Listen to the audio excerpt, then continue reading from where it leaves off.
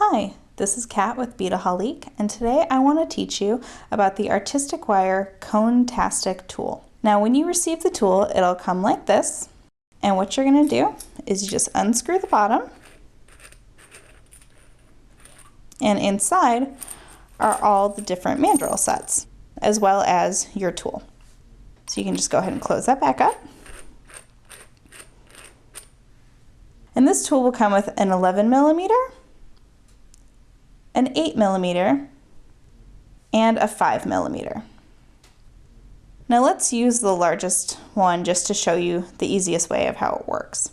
So you're just going to put it in the top, and it'll be loose.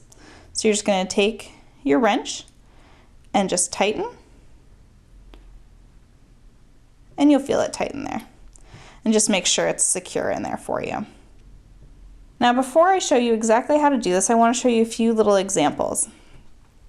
This one, I bet you can't tell what that's going to be. That is using a thicker gauge wire on this mandrel, and you'll see kind of how I did it there. You just wrap it around. This one you can use as maybe like a bead cap if you only want to do half.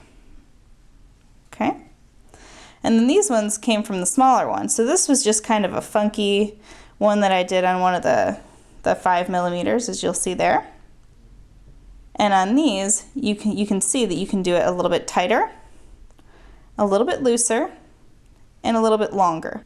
It just depends on where you'd like to cut your wire, what kind of gauge you're using, and what you need for your specific project. So let me show you how it works. So here I have a piece of 22 gauge artistic wire. And I just want to show you basically how the Conetastic works. You're going to see these little holes right here, and all you're going to do is thread your wire through and bend a little piece of it back. Make sure you're using a long enough piece of wire. And I recommend winding it opposite to where you want your thing to go. So if you wrap it this way, it could slip out a little bit easier. So wrap it this way. And the cone, you'll notice, has little grooves, so you can start to feel your wire kind of hitting those notches. Now this is kind of tough, so you just got to keep the tension good, and you got to keep your finger on it, especially for these first few wraps here. And just keep it tight. Okay, you just keep wrapping. Takes a minute. Okay.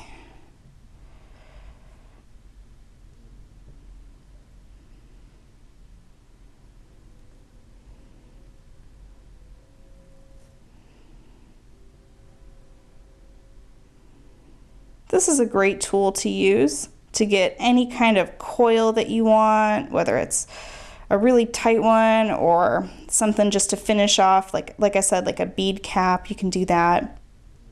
And really any wire is going to work. It's just going to be what you really want to work with. I do recommend the artistic wire. It's really easy to use with your finger. And that way you don't need an extra tool to help you kind of wrap it in there. Okay. So there, I just kind of wrapped about halfway. You can see I used quite a bit of wire. So what you're going to do is you're just going to take some wire cutters and snip off this side. Also, again, just be careful you don't have any wire flying. And you can just take it off. And you have a little bead cap, or however you kind of want to use that. And again, like I said, you can use the different size mandrels to create tightly coiled ones with a little bit more spring to it. Definitely be careful when you choose your wire to make sure if it's going to be load bearing. You don't want to use a really thin wire because it will just stretch it out. Here, I'll actually show you on the blue one. So it'll just stretch it out, and then it doesn't go back nice and coiled.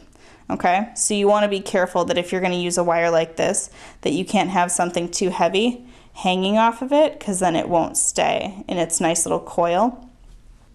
So you're going to want to use something like this, which is an 18 gauge wire, and you can see how much stiffer it is. Like I try to pull it and it's much stronger.